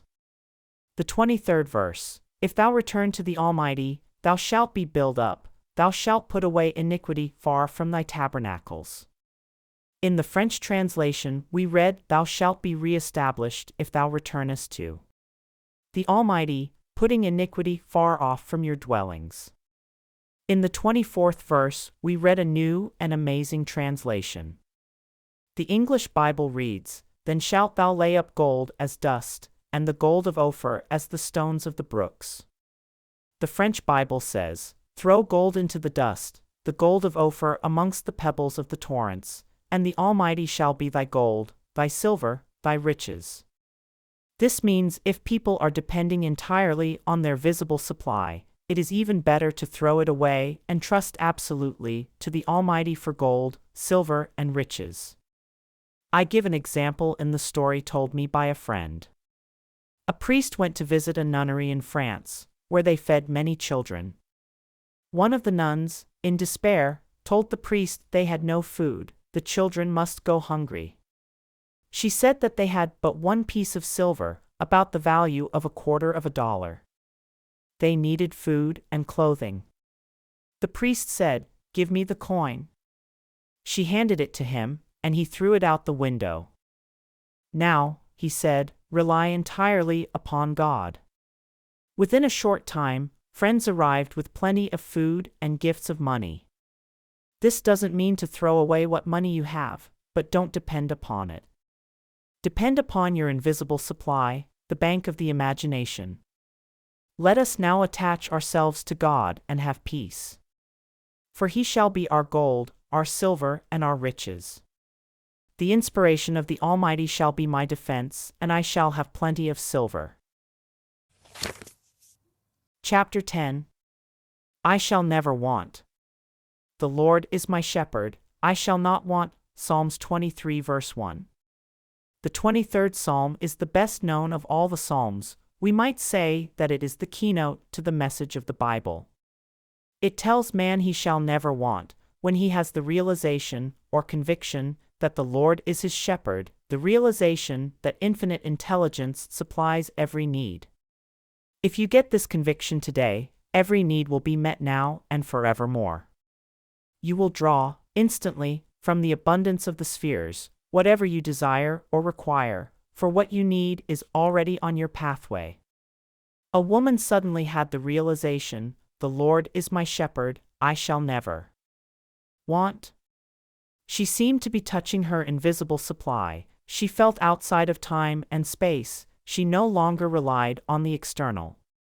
Her first demonstration was a small, but necessary one. She needed at once some large paperclips, but had no time to go to the stationer's to buy them. In looking for something else, she opened a little-used chest, and in it, she found about a dozen large paperclips. She felt that the law was working, and gave thanks. Then some needed money appeared. Things large and small came her way. Since then, she has relied upon the statement, "The Lord is my shepherd, I shall never want." We used to hear people say, "I do not think it is right to ask God for money or things." They did not realize that this creative principle is within each man. True spirituality is proving God as your supply, daily, not just once in a while. Jesus Christ knew this law, for whatever he desired or required appeared immediately on his pathway, the loaves and fishes and money from the fish's mouth. With this realization, all hoarding and saving would disappear. This does not mean that you should not have a bank account and investments, but it does mean that you should not depend upon them, for if you had a loss in one direction, you would have a gain in another. Always your barns would be full and your cup flow over. Now, how does one make this contact with his invisible supply? By taking a statement of truth, which clicks and gives him realization. This is not open to a chosen few. Whosoever calleth on the name of the Lord shall be delivered. The Lord is your shepherd and my shepherd and everybody's shepherd. God is the supreme intelligence devoted to supplying man's need. The explanation is that man is God in action. Jesus Christ said, "I and the Father are one." We might paraphrase the statement and say, I and the great creative principle of the universe are one and the same. Man only lacks when he loses his contact with this creative principle, which must be fully trusted, for it is pure intelligence and knows the way of fulfillment. The reasoning mind and personal will cause a short circuit. Trust in me and I will bring it to pass. Most people are filled with apprehension and dread when there is nothing to cling to on the external. A woman came to a practitioner and said, "I'm only a poor little woman with no one but God back of me." The practitioner said, "You need not worry if you have God back of you, for all that the kingdom affords is yours." A woman called me on the phone and said, almost in tears, "I'm so worried about the business situation." I replied, "The situation with God remains the same. The Lord is your shepherd, you shall not want. If one door shuts, another door opens." A very successful businessman who conducts all affairs on truth methods said, "The trouble with most people is that they get to relying on certain conditions. They haven't enough imagination to go forward, to open new channels. Nearly every big success is built upon a failure." I was told that Edgar Bergen lost his part in a Broadway production because they did not want any more dummies. Noel Coward got him on the Rudy Valley Radio Hour, and he and Charlie McCarthy became famous overnight. I told the story at one of my meetings of a man who was so poor and discouraged that he ended it all. A few days later came a letter notifying him that he had inherited a large fortune. A man in the meeting said, "That means, when you want to be dead, your demonstration is 3 days off." Yes, do not be fooled by the darkness before the dawn. It is a good thing to see the dawn once in a while, to convince you how unfailing it is. It reminds me of an experience several years ago. I had a friend who lived in Brooklyn near Prospect Park. She liked to do unusual things and said to me, "Come to visit me and we'll get up early and see the sunrise in Prospect Park." At first, I refused, and then came the hunch that it would be an interesting experience. It was in the summer. We got up about 4 o'clock, my friend, her little daughter, and myself. It was pitch dark, but we sallied forth down the street, to the entrance of the park. Some policemen eyed us curiously, but my friend said to them with dignity, "We are going to see the sunrise," and it seemed to satisfy them. We walked through the park to the beautiful rose garden. A faint pink streak appeared in the east, then suddenly we heard a most tremendous uproar. We were near the zoo, and all the animals were greeting the dawn.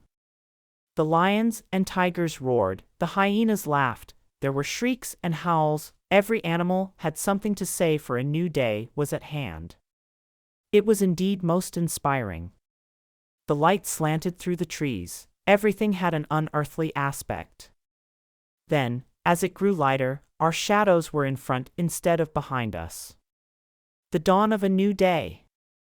This is the wonderful dawn which comes to each one of us, after some darkness. Your dawn of success, happiness, and abundance is sure to come. Every day is important, for we read in the wonderful Sanskrit poem, "Look well, therefore, to this day, such is the salutation of the dawn. This day the Lord is your shepherd. This day you shall not want, as you and this great creative principle are one and the same."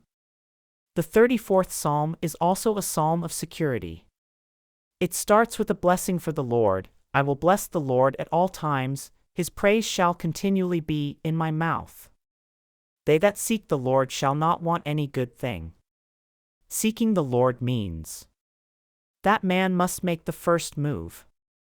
"Draw near to me, and I will draw near to thee, saith the Lord." You seek the Lord by making your affirmations, expecting and preparing for your good. If you ask for success and prepare for failure, you will receive the thing you have prepared for. I tell in my book, The Game of Life and How to Play It, of a man who asked me to speak the word that all his debts be wiped out.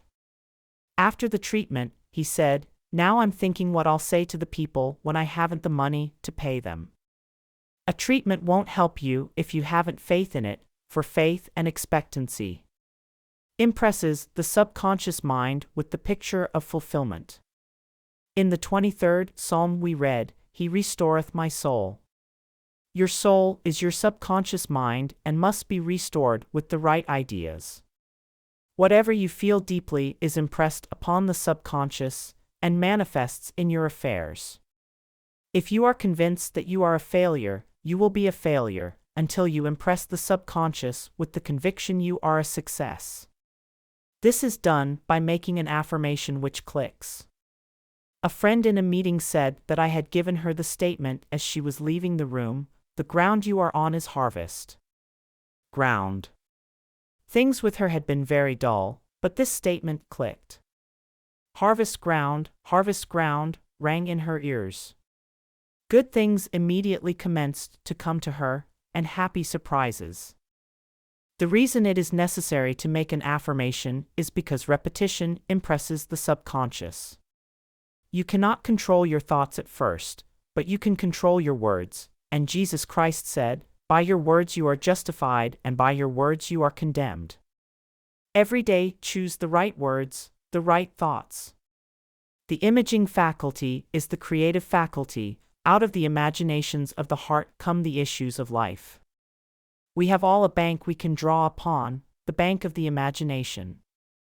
Let us imagine ourselves rich, well, and happy. Imagine all our affairs are in divine order, but leave the way of fulfillment to infinite intelligence. He has weapons ye know not of. He has channels which will surprise you. One of the most important passages in the 23rd Psalm is, "Thou preparest a table before me in the presence of mine enemies." This means that even in the presence of the enemy situation, brought on by your doubts, fears, or resentments, a way out is prepared for you. The Lord is my shepherd, I shall never want. Chapter 11. Look with wonder. I will remember the works of the Lord, surely I will remember thy wonders of old. Psalm 77 verse 11. The words wonder and wonderful are used many times in the Bible. In the dictionary, the word wonder is defined as a cause for surprise, astonishment, a miracle, a marvel. Ouspensky, in his book, Tertium Organum, calls the fourth-dimensional world the world of the wondrous. He has figured out mathematically that there is a realm where all conditions are perfect. Jesus Christ called it the kingdom. We might say, seek ye first the world of the wondrous, and all things shall be added unto you. It can only be reached through a state of consciousness. Jesus Christ said, to enter the kingdom we must become as a little child. Children are continually in a state of joy and wonder. The future holds promises of mysterious good. Anything can happen overnight. Robert Louis Stevenson, in A Child's Garden of Verses, says, the world is so full of a number of things. I'm sure we should all be as happy as kings. So let us look with wonder at that which is before us. That statement was given me a number of years ago. I mention it in my book, The Game of Life and How to Play It. I had missed an opportunity and felt that I should have been more awake to my good. The next day, I took the statement early in the morning. I look with wonder at that which is before me.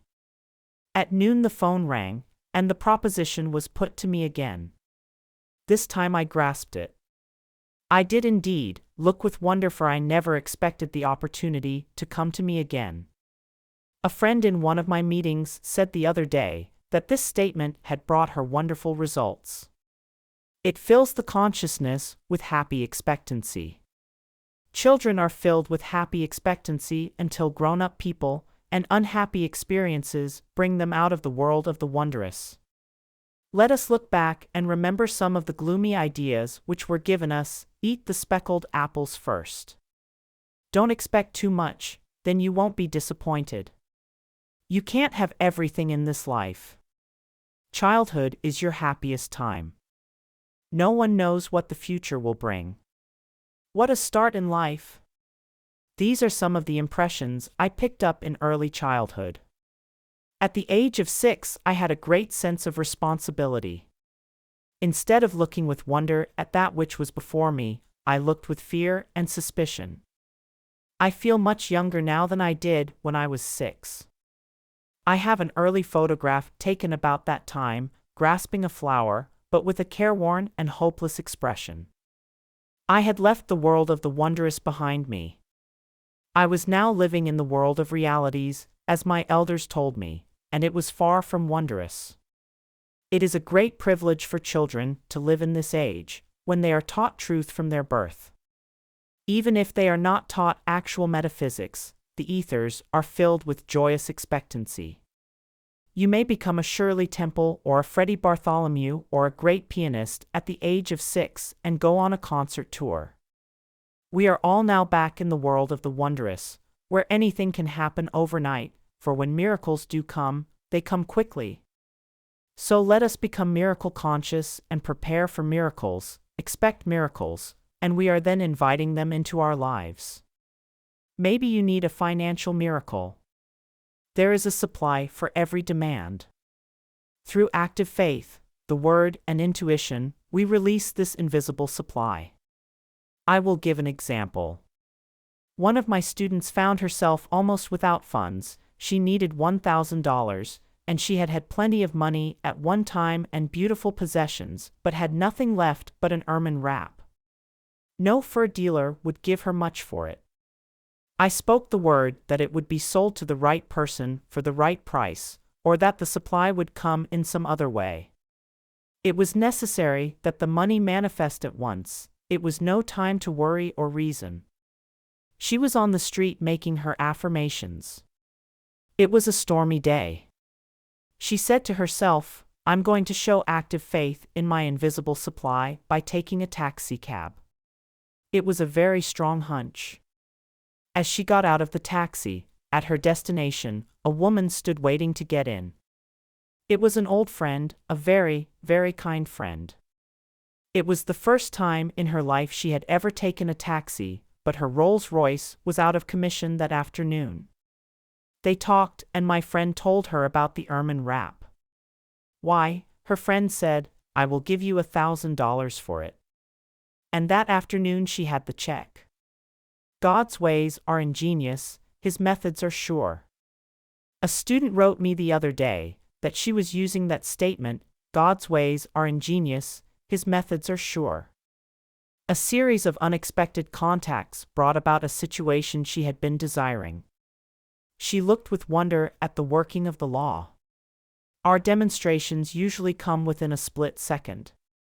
All is timed with amazing accuracy in divine mind. My student left the taxi. Just as her friend stopped to enter, a second later, she would have hailed another taxi. Man's part is to be wide awake to his leads and hunches, for on the magic path of intuition is all that he desires or requires. In Moulton's Modern Reader's Bible, the Book of Psalms is recognized as the perfection of lyric poetry.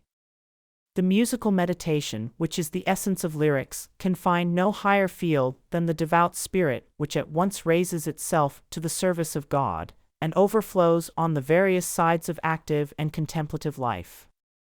The Psalms are also human documents, and I have selected the 77th Psalm because it gives the picture of a man in despair, but as he contemplates the wonders of God, faith and assurance are restored to him. I cried unto God with my voice, even unto God with my voice, and he gave ear unto me. In the day of my trouble, I sought the Lord, my soul refused to be comforted. Will the Lord cast off forever? And will he be favorable no more? Hath God forgotten to be gracious? Hath he in anger shut up his tender mercies? And I said, This is my infirmity, but I will remember the years of the right hand of the Most High.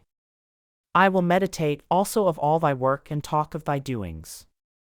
Thy way, O God, is in the sanctuary. Who is so great a God as our God? Thou art the God that doest wonders. Thou hast with thine arm redeemed thy people. This is a picture of what the average truth student goes through when confronted with a problem.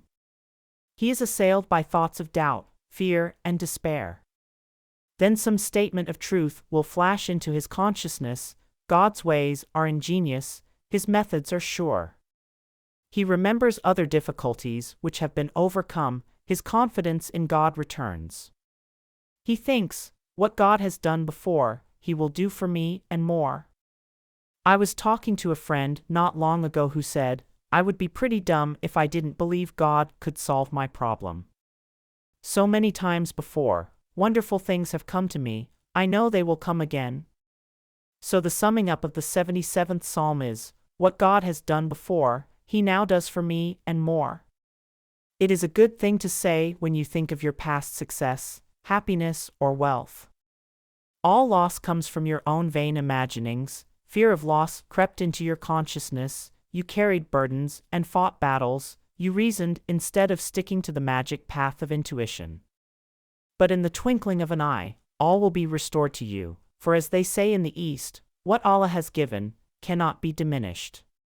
Now to go back to the child's state of consciousness, you should be filled with wonder, but be careful not to live in your past childhood. I know people who can only think about their happy childhood days. They remember what they wore. No skies have since been so blue, or grass so green. They therefore miss the opportunities of the wonderful now. I will tell an amusing story of a friend who lived in a town when she was very young, then moved away to another city. She always looked back to the house they first lived in. To her, it was an enchanted palace, large, spacious, and glamorous. Many years after, when she had grown up, she had an opportunity of visiting this house. She was disillusioned. She found it small, stuffy, and ugly. Her idea of beauty had entirely changed, for in the front yard was an iron dog. If you went back to your past, it would not be the same. So in this friend's family, they called living in the past iron dogging. Her sister told me a story of some iron dogging she had done. When she was about 16, she met abroad a very dashing and romantic young man, an artist. This romance didn't last long, but she talked about it a lot to the man she afterwards married. Years rolled by. The dashing and romantic young man had become a well-known artist and came to this country to have an exhibition of his pictures. My friend was filled with excitement and hunted him up to renew their friendship. She went to his exhibition, and in walked a portly businessman. No trace was left of the dashing romantic youth. When she told her husband, all he said was, "Iron dogging. Remember, now is the appointed time.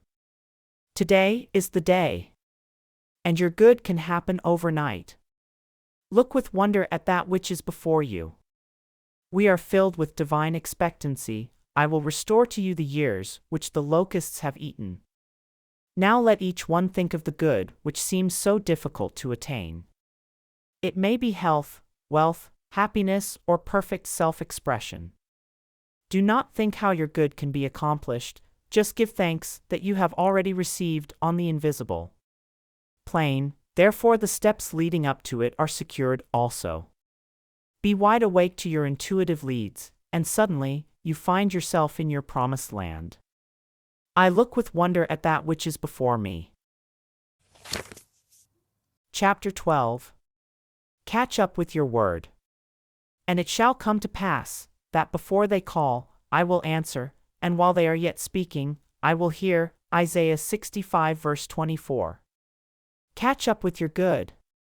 This is a new way of saying, before they call, I will answer. Your good precedes you, it gets there before you do. But how to catch up with your good? For you must have ears that hear, and eyes that see, or it will escape you. Some people never catch up with their good in life. They will say, "My life has always been one of hardship, no good luck ever comes to me." They are the people who have been asleep to their opportunities, or through laziness, haven't caught up with their good. A woman told a group of friends that she had not eaten for 3 days. They dashed about asking people to give her work, but she refused it. She explained that she never got up until 12 o'clock, she liked to lie in bed and read magazines. She just wanted people to support her while she read Vogue and Harper's Bazaar. We must be careful not to slip into lazy states of mind. Take the affirmation, I am wide awake to my good, I never miss a trick. Most people are only half awake to their good. A student said to me, if I don't follow my hunches, I always get into a jam. I will tell the story of a woman, one of my students, who followed her intuitive leads, which brought amazing results. She had been asked to visit friends in a nearby town. She had very little money. When she arrived at her destination, she found the house locked up. They had gone away. She was filled with despair, then commenced to pray. She said, "Infinite intelligence, give me a definite lead, let me know just what to do." The name of a certain hotel flashed into her consciousness. It persisted, the name seemed to stand out in big letters. She had just enough money to get back to New York and the hotel. As she was about to enter, an old friend suddenly appeared, who greeted her warmly and whom she hadn't seen in years. She explained that she was living at the hotel but was going away for several months, and added, "Why don't you live in my suite while I am away? It won't cost you a cent." My friend accepted gratefully and looked with amazement on the working of spiritual law. She had caught up with her good by following intuition. All going forward comes from desire. Science today is going back to Lamarck and his wishing theory. He claims that birds do not fly because they have wings, but they have wings because they wanted to fly, the result of the push of the emotional wish. Think of the irresistible power of thought with clear vision. Many people are in a fog most of the time, making wrong decisions and going the wrong way. During the Christmas rush, my maid said to a saleswoman at one of the big shops, "I suppose this is your busiest day." She replied, "Oh no. The day after Christmas is our busiest day, when people bring most of the things back." Hundreds of people choosing the wrong gifts because they were not listening to their intuitive leads. No matter what you are doing, ask for guidance. It saves time and energy and often a lifetime of misery. All suffering comes from the violation of intuition. Unless intuition builds the house, they labor in vain who build it. Get the habit of hunching, then you will always be on the magic path. And it shall come to pass, that before they call, I will answer, and while they are yet speaking, I will hear. Working with spiritual law, we are bringing to pass that which already is. In the universal mind it is there as an idea, but is crystallized on the external, by a sincere desire. The idea of a bird was a perfect picture in divine mind. The fish caught the idea, and wished themselves into birds. Are your desires bringing you wings? We should all be bringing some seemingly impossible thing to pass. One of my affirmations is, "The unexpected happens, my seemingly impossible good now comes to pass." Do not magnify obstacles, magnify the Lord. That means, magnify God's power. The average person will dwell on all the obstacles and hindrances which are there to prevent his good coming to pass. You combine with what you notice, so if you give obstacles and hindrances your undivided attention, they grow worse and worse. Give God your undivided attention. Keep saying silently, in the face of obstacles, God's ways are ingenious, His methods are sure. God's power is invincible, though invisible. Call unto me, and I will answer thee, and show thee great and mighty things which thou knowest not. In demonstrating our good, we must look away from adverse appearances, judge not by appearances. Get some statement which will give you a feeling of assurance. The long arm of God reaches out over people and conditions, controlling the situation and protecting my interests. I was asked to speak the word for a man who was to have a business interview with a seemingly unscrupulous person. I used the statement, "and rightness and justice" came out of the situation, at just the exact time I was speaking. We have all heard the quotation from Proverbs, "Hope deferred maketh the heart grow sick, but when the desire cometh, it is a tree of life." In desiring sincerely, without anxiety, we are catching up with the thing desired, and the desire becomes crystallized on the external. I will give to you the righteous desire of your heart. Selfish desires, desires which harm others, always return to harm the sender. The righteous desire might be called an echo from the infinite. It is already a perfect idea in divine mind. All inventors catch up with the ideas of the articles they invent. I say in my book, The Game of Life and How to Play It, the telephone was seeking Bell. Often, two people discover the same inventions at the same time. They have tuned in with the same idea. The most important thing in life is to bring the divine plan to pass. Just as the picture of the oak is in the acorn, the divine design of your life is in your superconscious mind, and you must work out the perfect pattern in your affairs. You will then lead a magic life, for in the divine design, all conditions are permanently perfect. People defy the divine design when they are asleep to their good. Perhaps the woman who liked to lie in bed most of the day and read magazines should be writing for magazines, but her habits of laziness dulled all desire to go forward. The fishes who desired wings were alert and alive. They did not spend their days on the bed of the ocean, reading Vogue and Harper's Bazaar. Awake thou that sleepeth, and catch up with your good. Call on me, and I will answer thee, and show thee great and mighty things, which thou knowest not. I now catch up with my good, for before I called, I was answered. Chapter 13. Rivers in the Desert. Behold, I will do a new thing, now it shall spring forth, shall ye not know it?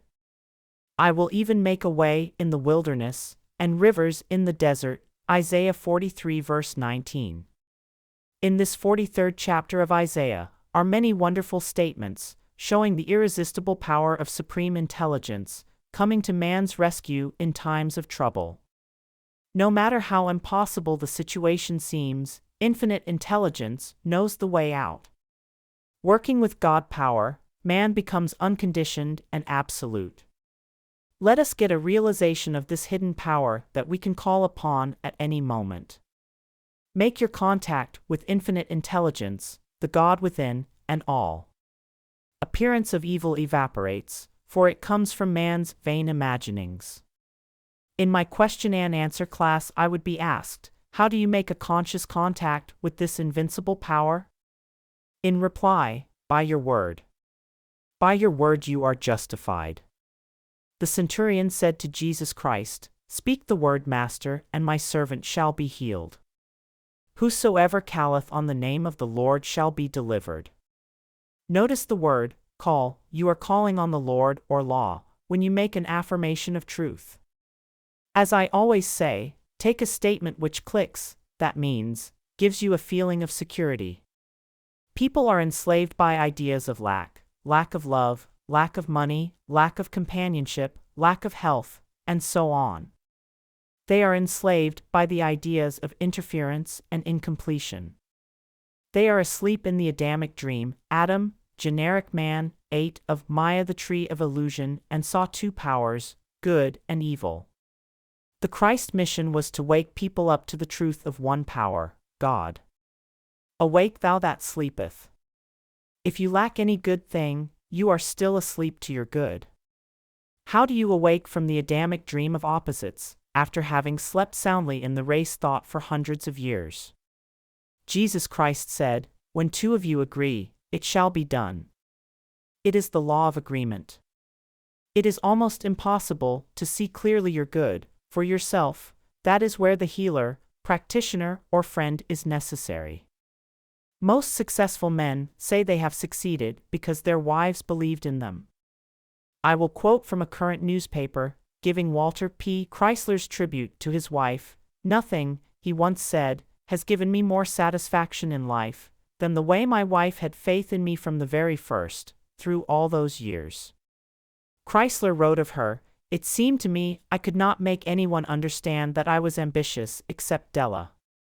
I could tell her, and she would nod. It seems to me I even dared to tell her that I intended, someday, to be a master mechanic.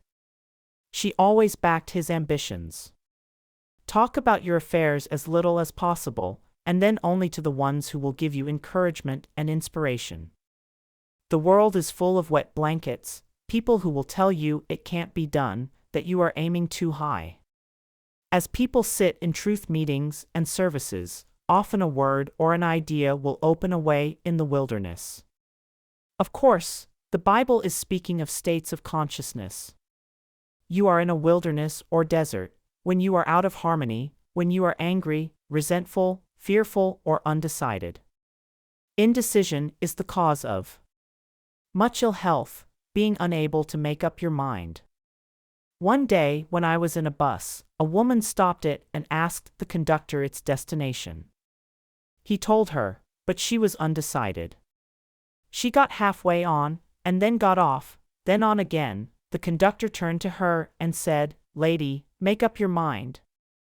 So it is with so many people. Ladies, make up your minds. The intuitive person is never undecided. He is given his leads and hunches, and goes boldly ahead, knowing he is on the magic path. In truth, we always ask for definite leads, just what to do. You will always receive one if you ask for it. Sometimes it comes as intuition, sometimes from the external. One of my students, named Ada, was walking down the street, undecided whether to go to a certain place or not. She asked for a lead. Two women were walking in front of her. One turned to the other and said, "Why don't you go, Ada?" The woman's name just happened to be Ada. My friend took it as a definite lead, and went on to her destination, and the outcome was very successful. We really lead magic lives, guided and provided for at every step if we have ears to hear and eyes that see. Of course, we have left the plane of the intellect and are drawing from the superconscious, the God within, which says, "This is the way, walk ye in it." Whatever you should know will be revealed to you. Whatever you lack will be provided. Thus saith the Lord, which maketh a way in the sea and a path in the mighty waters. Remember ye not the former things, neither consider the things of old. People who live in the past have severed their contact with the wonderful now. God knows only the now. Now is the appointed time, today is the day.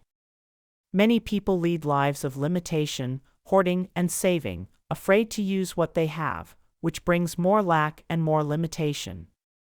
I give the example of a woman who lived in a small country town. She could scarcely see to get about and had very little money. A kind friend took her to an oculist and presented her with glasses, which enabled her to see perfectly. Some time later, she met her on the street without the glasses. She exclaimed, "Where are your glasses?" The woman replied, "Well, you don't expect me to hack 'em out by using them every day, do you? I only wear them on Sundays. You must live in the now and be wide awake to your opportunities. Behold, I will do a new thing, now it shall spring forth, shall ye not know it? I will even make a way in the wilderness, and rivers in the desert." This message is meant for the individual. Think of your problem and know that infinite intelligence knows the way of fulfillment. I say the way, for before you called you were answered. The supply always precedes the demand. God is the giver and the gift and now creates His own amazing channels. When you have asked for the divine plan of your life to manifest, you are protected from getting the things that are not in the divine plan. You may think that all your happiness depends upon obtaining one particular thing in life. Later on, you praise the Lord that you didn't get it. Sometimes you are tempted to follow the reasoning mind and argue with your intuitive leads. Suddenly the hand of destiny pushes you into your right place, and under grace, you find yourself back on the magic path again. You are now wide awake to your good, you have the ears that hear, your intuitive leads, and the eyes which see the open road of fulfillment. The genius within me is released. I now fulfill my destiny. Chapter 14. The Inner Meaning of Snow White and Seven Dwarfs. I have been asked to give a metaphysical interpretation of Snow White and the Seven Dwarfs, one of Grimm's fairy tales. It is amazing how this picture, a fairy story, swept sophisticated New York and the whole country, due to Walt Disney's genius. This fairy tale was supposed to be for children, but men and women have packed the theater. It is because fairy tales come down from old legends of Persia, India, and Egypt, which are founded on truth. Snow White, the little princess, has a cruel stepmother who is jealous of her. This cruel stepmother idea appears also in Cinderella. Nearly everyone has a cruel stepmother. The cruel stepmother is a negative thought form you have built up in the subconscious. Snow White's cruel stepmother is jealous of her and always keeps her in rags and in the background. All cruel thought forms do this. The cruel stepmother consults her magic mirror every day, saying, "Magic mirror on the wall, who is the fairest of them all?" One day the mirror replies, "Thou queen, mayst fair and beauteous be, but Snow White is lovelier far than thee." This enrages the queen, so she decides to send Snow White to the forest to be killed by one of her servants. However, the servant's heart melts when Snow White begs for her life, so he leaves her in the woods. The woods are filled with terrifying animals and many pitfalls and dangers. She falls in terror to the ground, and while there, a most unusual spectacle presents itself. Scores of the most delightful little animals and birds creep up and surround her. Rabbits, squirrels, deer, beavers, raccoons, etc. She opens her eyes and greets them with pleasure. They are so friendly and attractive. She tells her story, and they lead her to a little house, which she makes her home. Now these friendly birds and animals symbolize our intuitive leads or hunches, which are always ready to get you out of the woods. The little house proves to be the home of the 7 dwarfs. Everything is in disorder, so Snow White and her animal friends begin to clean the house. The squirrels dust with their tails, the birds hang things up, using the little deer's horns for a hat rack. When the 7 dwarfs come home from their work of digging gold, they discover the change and at last find Snow White asleep on one of the beds. In the morning she tells her story, remains with them to keep house and cook their meals, and is very happy. The 7 dwarfs symbolize the protective forces all about us. In the meantime, the cruel stepmother consults her mirror and it says to her, over the hills in the greenwood shade, where the 7 dwarfs their dwelling have made, there Snow White is hiding her head, and she is lovelier far, oh, queen, than thee. This infuriates the queen, so she starts off disguised as an old hag, with a poisoned apple for Snow White. She finds her in the house of the 7 dwarfs and tempts her with the big, red luscious apple. The birds and animals endeavor to tell her not to touch it. They try to give her the hunch not to eat it. They rush around in dismay, but Snow White can't resist the apple. She takes one bite and falls, apparently dead. Now all the little birds and animals rush off to bring the 7 dwarfs to the rescue. But too late, Snow White lies lifeless. They all bow their little heads in grief. Then suddenly the prince appears, kisses Snow White, and she comes to life. They are married and live happily ever after. The queen, the cruel stepmother, is swept away by a terrific storm. The old thought form is dissolved and dissipated forever. The prince symbolizes the divine plan of your life. When it wakes you up, you live happily ever after. This is the fairy story which has enthralled New York and the whole country. Find out what form of tyranny your cruel stepmother is taking in your subconscious. It is some negative conviction which works out in all your affairs. We hear people saying, "My good always comes to me too late. I've lost so many opportunities." We must reverse the thought and say repeatedly, "I am wide awake to my good, I never miss a trick."